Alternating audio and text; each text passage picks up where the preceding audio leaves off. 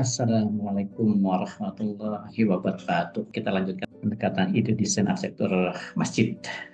Bagaimana proses ijtihad dalam inovasi desain.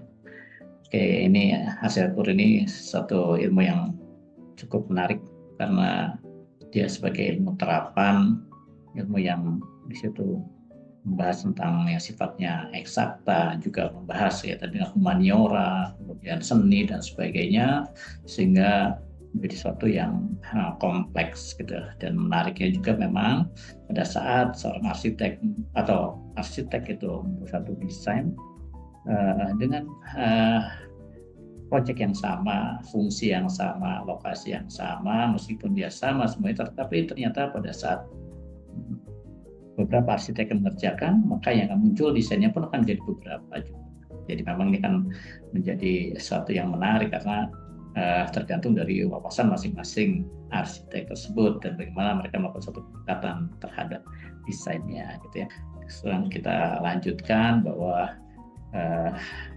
pembahasan sebelumnya kita sudah juga melihat bagaimana dalam suatu proses desain itu harus melihat atau paham betul tentang proyeknya, baik tujuannya apa gitu. Kemudian arsitek juga harus paham betul tentang faktor internalnya seperti fungsi-fungsinya, tipologi bangunannya apa nih, ini bangunan apa ini, bangunan ibadah, bangunan utility, ada bangunan perkantoran, hunian dan sebagainya. Yang sifatnya internal. Kemudian juga arsitek harus paham betul tentang faktor eksternal, konteks tempat di mana bangunan itu dirancang. Dan uniknya di dalam membuat satu desain bangunan masjid ini ada sesuatu yang menjadi dasar hukum yang harus dipatuhi sehingga dia, karena fungsinya dalam masjid, fungsi utamanya adalah sebagai tempat sholat. Jadi ada syarat sah sholat di sini yang hukumnya wajib, yaitu dia harus suci dari najis dan bangunan itu atau aktivitas sholat harus menghadap ke arah kiblat. Jadi ini sesuatu yang sangat mengikat. Dan pada saat kita melakukan suatu pendekatan terhadap desain, kita lakukan kemarin dengan proses ijtihad. Jadi ijtihad itu adalah proses bagaimana kesungguhan dari usaha seorang arsitek atau mujtahid. Jadi mujtahid itu adalah orang yang berijtihad untuk menggali dalil-dalil yang sumbernya dari Al-Quran dan As-Sunnah yang diterapkan di dalam suatu desain atau bidang arsitektur. Dan ini kita lihat, kemarin kita sudah bahas bahwa yang sifatnya hakikat dan secara itu, yang sifatnya intangible, kita buat suatu transformasi, ada proses transformasi bagaimana kita transformasi yang dari intangible menjadi tangible gitu. Masuk ke lembar berikutnya berkaitan dengan bagaimana pembahasan yang di part yang pertama, bagian pertama kita sudah lihat bagaimana proses penelusuran Al-Quran dan hadis dalam pendekatan desain, bagaimana posisi bangunan masjid yang didesain oleh arsitek itu seperti apa dan siapa usernya, kita usernya sebagai penggunanya, bagaimana user itu melakukan suatu aktivitas, dasarnya apa, dasarnya tentu atas perintah-perintah dari Allah Subhanahu wa Ta'ala dalam melaksanakan ibadah tentunya. Kemarin kita sudah bahas semua berkaitan dengan ini, sehingga penting bagi kita bahwa seorang manusia itu melakukan suatu aktivitas mengenali, mengetahui kenapa dia dilahirkan, kenapa dia ada di muka bumi ini, untuk apa dan tujuannya apa. Tentu ternyata kembali kepada jannahnya, surganya Allah Subhanahu wa Ta'ala, sehingga Allah berikan petunjuk bagaimana seorang itu untuk mencapai jannah itu dengan petunjuk-petunjuknya, yaitu Allah sudah berikan ayat-ayat kauliyah dan ayat-ayat kauniyah di sini yang bersumber dari Al-Quran dan untuk kauliyah Al-Quran dan As-Sunnah, sementara ayat-ayat kauniyah itu yang ada di sekitar kita, alam semesta ini sebagai ayat-ayat Allah Subhanahu wa Ta'ala yang untuk kita renungi seperti itu. Pembahasan yang pernah kita bahas sebelumnya berkaitan dengan bagaimana proses kita mengenali ilmu pengetahuan sehingga kita bersikap dengan penuh keimanan, keyakinan, dan keyakinan atas dasar ilmu ini akan menghasilkan kita melakukan suatu amalan-amalan atas dasar ilmu gitu.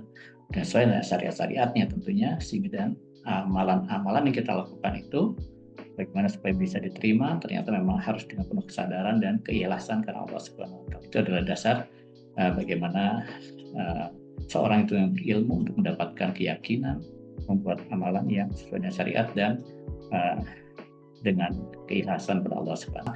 Bagaimana proses yang di sebelah kanan adalah proses pencarian kaitan dengan yang sifatnya narasi yang seperti itu. Kemudian sisi yang sebelah kanan ini proses bagaimana menggambarkan, mengilustrasikan narasi ke dalam suatu ilustrasi yang sifatnya arsitektural seperti bangunan, orientasi bangunan, elemen-elemen ruang, fasilitas dan sebagainya. Oke, kita lanjutkan bagaimana di dalam proses pendekatan desain yang kami lakukan di sini atau saya lakukan di sini adalah dengan menerapkan konsep metafora.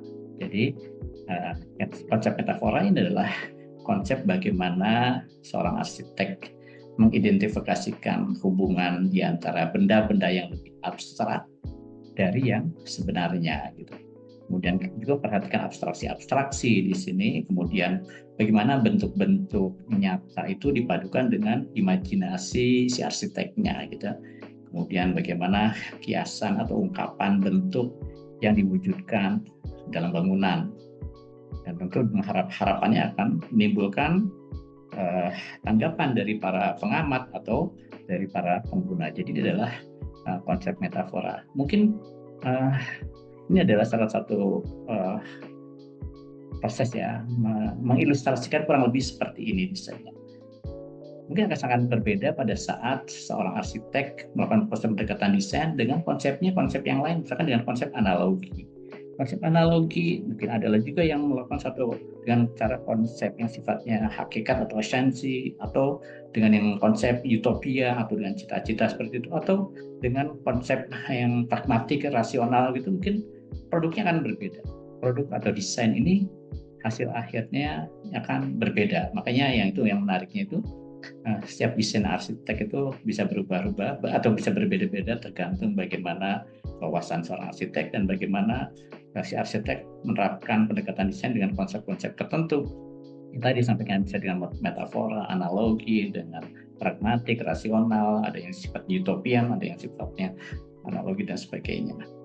Kebetulan di dalam pembahasan ini kami coba menyajikan dengan konsep pendekatan desain yang konsep metafora. Jadi metafora ini bagaimana pendekatan awal yang harus diikuti dari hukum-hukum Al-Quran dan hadis, kemudian kita coba komunikasikan dengan konsep dasar. Ini kebetulan konteksnya adalah di kawasan ya, kota-kota yang memang memiliki karakter sebagai kota industri gitu. Jadi saya coba ambil bentuk-bentuk seperti ini. Ini adalah kurang lebih ilustrasi pendekatan konsep metafora untuk bangunan masjid. Oke, selanjutnya bagaimana ini bentuk yang tadi sudah dicoba didesain, kemudian kita plotkan ke dalam lahan ya. Jadi di situ kita coba masukkan unsur-unsur yang berkaitan dengan ruang luarnya gitu. Bagaimana hierarki gerak, bagaimana landscape, dan ini pun semua berdasarkan atas proses pendekatan dengan konsep metafora. Silakan menyaksikan.